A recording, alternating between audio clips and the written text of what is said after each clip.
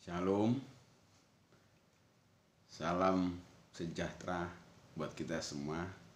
Dari saya, Pendeta Hundi Panjaitan. Pada kesempatan kali ini, marilah kita merenungkan firman Tuhan yang diambil dari Filipi 3 ayat yang ke-10. Demikian bunyi firman Tuhan. Yang ku kehendaki ialah mengenal Dia dan kuasa kebangkitannya dan persekutuan dalam penderitaannya, di mana aku menjadi serupa dengan Dia dalam kematiannya. Saudaraku yang terkasih dalam Tuhan, hal yang kita renungkan adalah pada bagian kalimat terakhir, yaitu dikatakan menjadi serupa dengan kematiannya. Rasul Paulus sangat merindukan dirinya menjadi pribadi yang menyerupai kematian Yesus. Dan ini adalah harapan dari setiap kita sebagai orang-orang yang percaya kepada Yesus. Kita semua harus berlomba untuk menuju kepada persamaan kita dengan kematian Kristus. Apa ini maksud dengan keinginan Rasul Paulus untuk menjadi serupa dengan kematian Yesus? Yang pertama yang diinginkan adalah bahwa Rasul Paulus menghendaki dirinya untuk menanggalkan dosa. Dosa jangan dipakai, jangan digunakan, jangan dibiarkan. Tapi dosa itu harus ditanggalkan dari kehidupan kita. Kata menanggalkan adalah sesuatu yang sudah melekat dalam diri kita. Bukankah ada dosa turunan yang melekat dalam diri kita? Bukankah ada dosa-dosa yang lain yang sudah lama dan hidup di dalam perilaku, pikiran, dan cara hidup kita? Karena itu, langkah pertama untuk menjadi serupa dengan kematian Yesus, kita harus menanggalkan segala dosa dari kehidupan kita. Sama seperti baju yang kalau kotor, baju kita kotor, celana kita kotor, dan juga badan kita kotor, tentunya kita harus menanggalkan baju yang kotor itu dari tubuh kita. Demikian juga celana. Bahkan tubuh kita jika kotor, kita harus mandi untuk menanggalkan kotoran dari tubuh kita.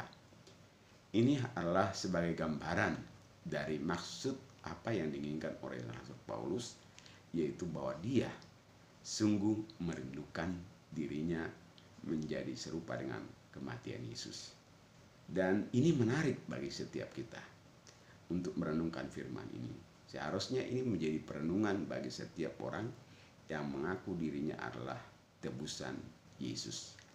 Orang yang sudah ditebus dan harganya telah lunas dibayar, yaitu dosa-dosa kita lunas dibayar oleh Yesus, maka seharusnya dosa jangan lagi tinggal dan diam di dalam hati, pikiran, perilaku kita, dan tindakan kita. Seharusnya pikiran, perasaan, kehendak Kristuslah yang ada di dalam hati, tindakan, perasaan, pikiran orang-orang yang sudah lahir baru, orang-orang yang sudah menerima karya penebusan Yesus. Orang-orang yang sudah ditebus oleh Yesus harus sadar bahwa dia sudah ditanggalkan dosa-dosanya melalui kematian Yesus di kayu salib. Karena itu jangan lagi mau kita dikenakan kuk perhambaan terhadap dosa. Tapi marilah kita menghambakan diri kepada Yesus yang telah menebus kita dengan lunas.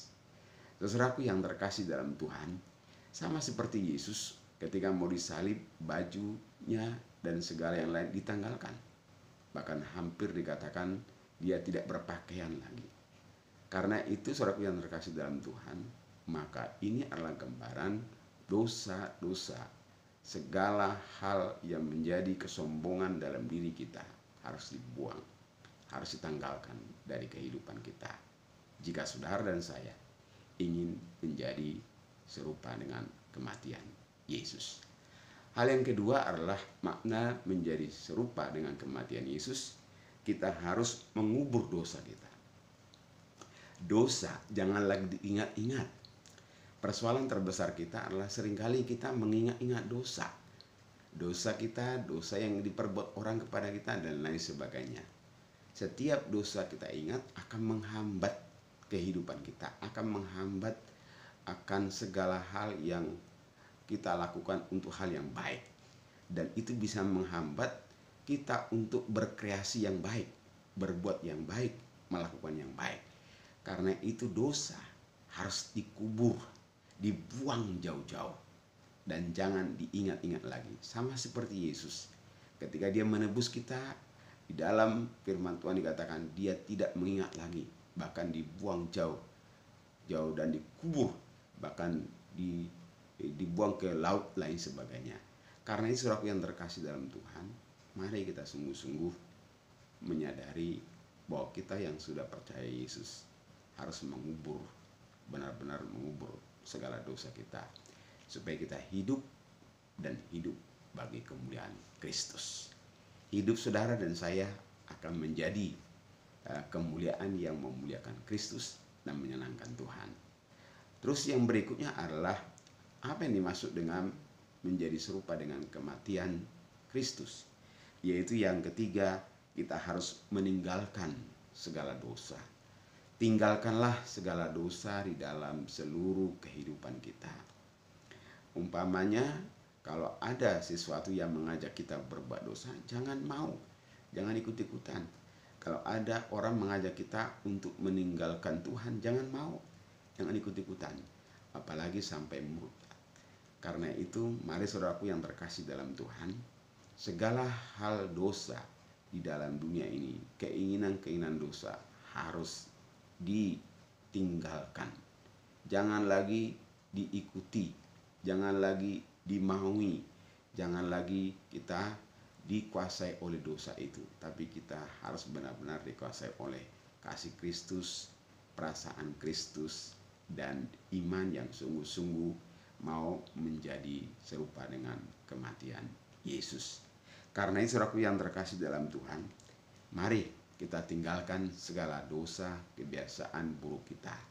Di dalam Kolose pasal 3 ayat 5 dan seterusnya dikatakan mengenai hidup baru. Karena itu matikanlah dalam dirimu segala keinginan duniawi, yaitu segala hal keserakahan, segala macam keinginan-keinginan dunia, kesombongan, lain sebagainya.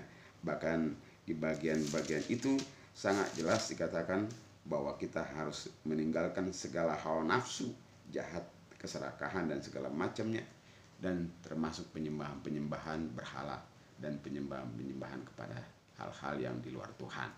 Karena itu mari kita selalu mengandalkan Tuhan dalam hidup kita dan menyerahkan hidup kita kepada Yesus. Tinggalkanlah dosa.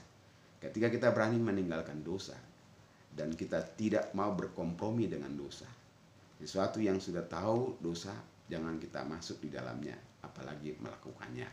Dan di bagian lain dikatakan dalam firman Tuhan, pergaulan yang buruk akan merusakkan kebiasaan yang baik. Karena itu lebih baik mencegah daripada mengobati. Saya berharap kita semua menjadi pribadi-pribadi yang sungguh-sungguh mau meninggalkan segala dosa yang hendak membawa kita jauh atau bermusuhan dengan Tuhan. Hal yang terakhir adalah bagaimana kita bisa menjadi serupa dengan kematian Yesus. Kita harus selalu mengingat pengorbanan Kristus di kayu salib.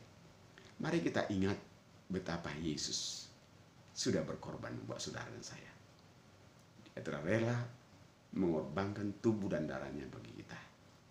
Karena itu, mari kita selalu ingat bahwa itu bukan karena hebatnya kita.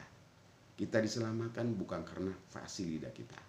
Kita diselamatkan bukan karena kebaikan kita. Kita diselamatkan bukan karena gagah dan hebatnya kita, tapi semata-mata oleh karena kebaikan, kasih karunia, dan anugerah Tuhan. Dan itu adalah sesungguhnya keselamatan yang kita peroleh adalah mukjizat terbesar dalam sejarah hidup kita. Karena dengan demikian kita menjadi pewaris kerajaan Allah.